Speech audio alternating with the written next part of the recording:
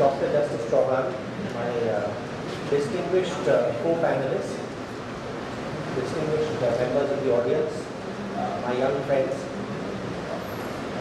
I had a real difficulty with the topic, I must tell you initially, because it was such a broad topic, right to know versus right against information.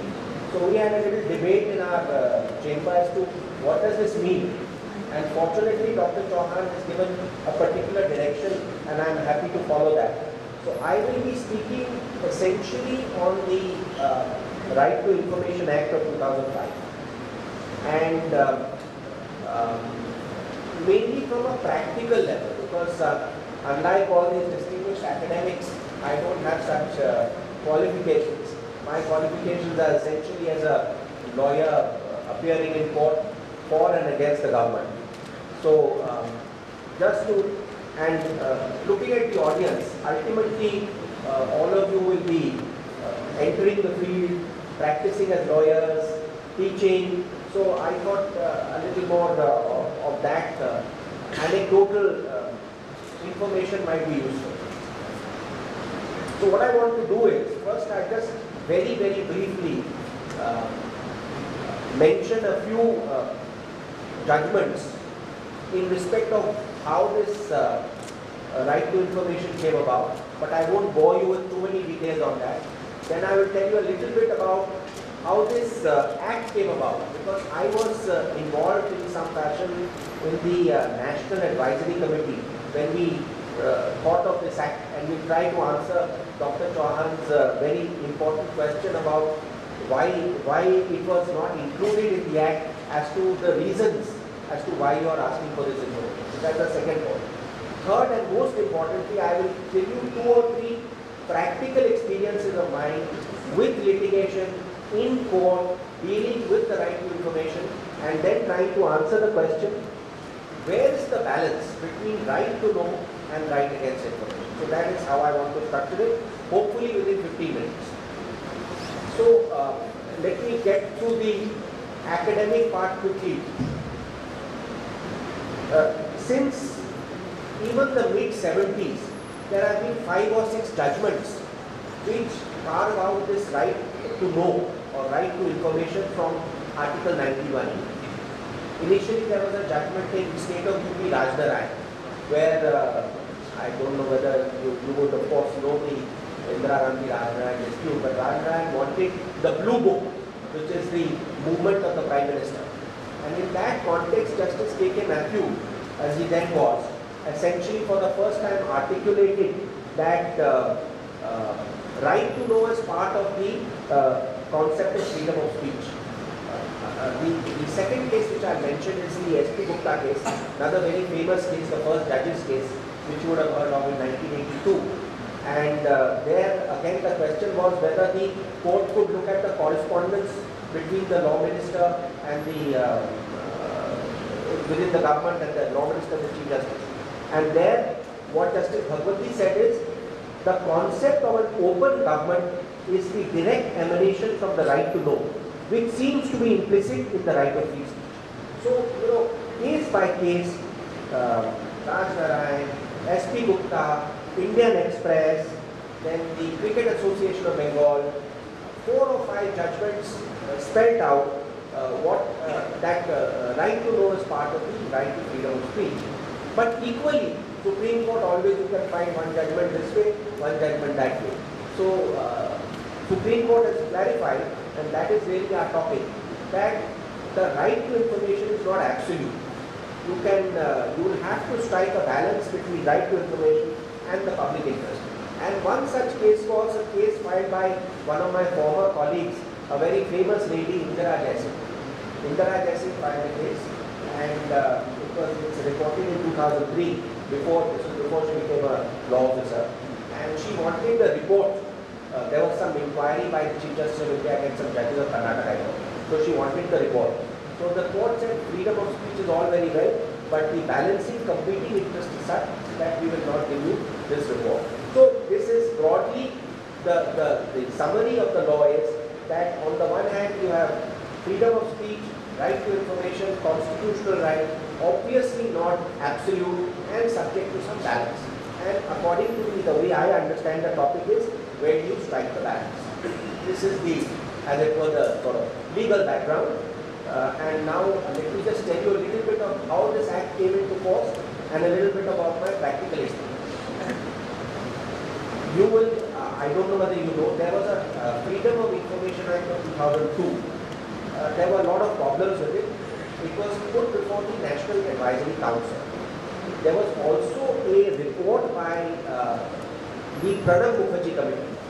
𝐒𝐿𝐵 Mukherjee was then heading the Ministry of Home Affairs Committee, and he gave a very interesting report. And one of the points which was debated was the one Dr. CLEA mentioned, as to the possibility of abuse and the reason whether you should have in the Freedom of Information Act the right to ask, why are you asking for that information? There was a lot of debate on this, and I think we were quite naive at that point in time. We wanted to bring in some legislation. I'm saying we because I participated in the proceedings. The idea was open government, sunlight cures corruption. So we wanted a very wide-ranging act, and we thought that if we put this catch as to why you are asking for it, then there will be too much of subjectivity. Some PIO will refuse on a ground, then the courts will have to test on each case whether the reason was good or bad. So we thought that at that stage, that was the experience of 2003-04, that we thought, all right, let us do this.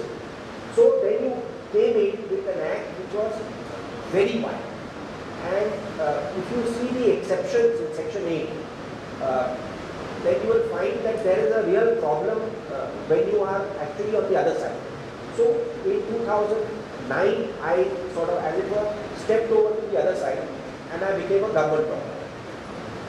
And then we began to realize, I began to realize the problems of the RTI Act.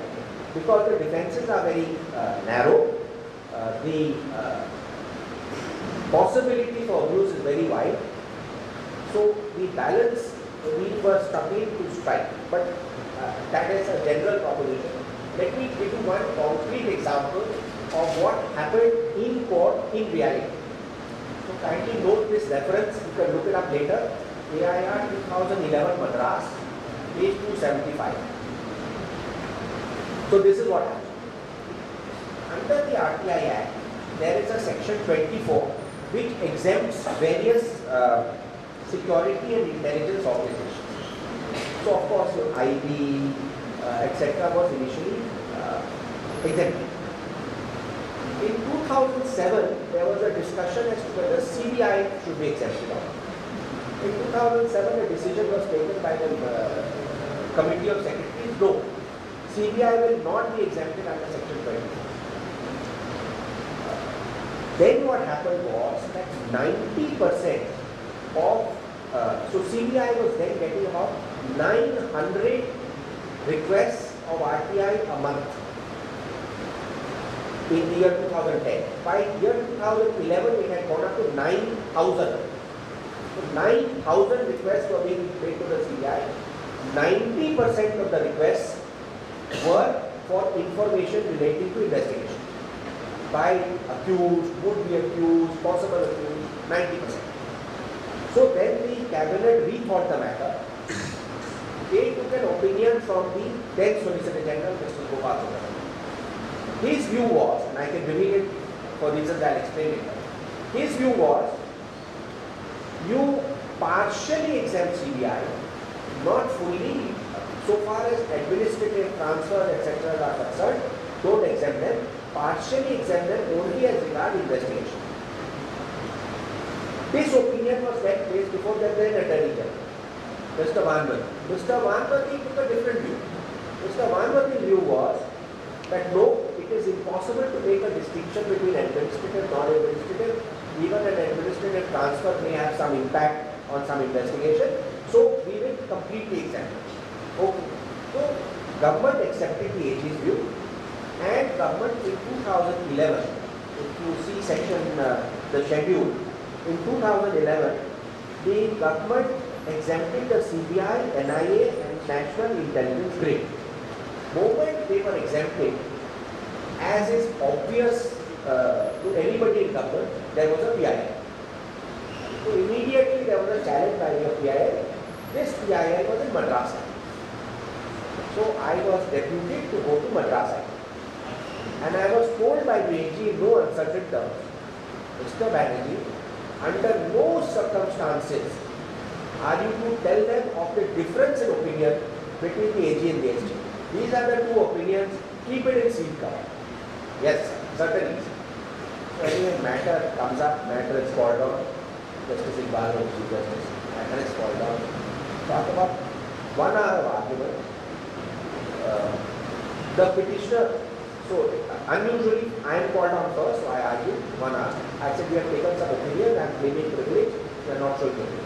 After 1 hour of argument, the petitioner stands up and said, my lord, this is the opinion of the AG. Then he says, by the way, this is the opinion of the SG. So I started shouting. I said, really, you can't do this, very bad, this, that, the other. The fellow turns to me and says, sir, the typical Madrasi is, sir, I have got your entire file under RTI. So he had the entire record under RTI of all the opinions. Everything had been given to him by the DOP. And the DOP had not even informed me of this development. So this is a practical manifestation of the RTI Act. He had the entire file, he had my notes, he had he had AG's notes, he had the SG's opinion, he had in fact my travel plans as noted in the note sheet. So it's another matter that we managed to succeed before the High Court. And the High Court unfortunately mentioned that I had placed the opinions. So then I got a very nasty letter from the Honorable AG saying that despite my specific instructions, you have placed the opinions. Fortunately for me, the other side filed a review saying that the judgment is wrong because the opinions were placed by me and not by him. So I could show him that and save my stay. But the practical reality of this act is such that you can actually get virtually everything that there is to get in government. You can get cabinet papers, you can get cabinet decisions. The act is so wide and the exceptions are so narrow that I think the time has come for the Law Commission to actually think about how to narrow. I'll give you one more example and I'll close. I was doing the Gourab Banerji case, which is the nuclear reactor. There was some PIL against setting up a nuclear reactor in Tamil Nadu. The moment the PIL was fined, the Nuclear Power Corporation, which is a government corporation, was bombarded with RTI after RTI. Each RTI was better than the rest. What is the nature of the technology? Please provide the plans. Please tell us how much you have paid for this component. Please tell us how much you have paid for that component. I mean, it was all that we could do. Half the time was spent fighting the case, half the time was spent trying to defend against these RTIs. So case was going on in court and case was going on outside court. So to answer to answer the question, what is the balance regarding right to know versus right against information? I think the answer is, from a practical point of view, Section 8 will have to be revisited and the balance will have to be restruck, because the reality of government is that this act is now more of a burden than a benefit, at least looking at the balance. Thank you very much.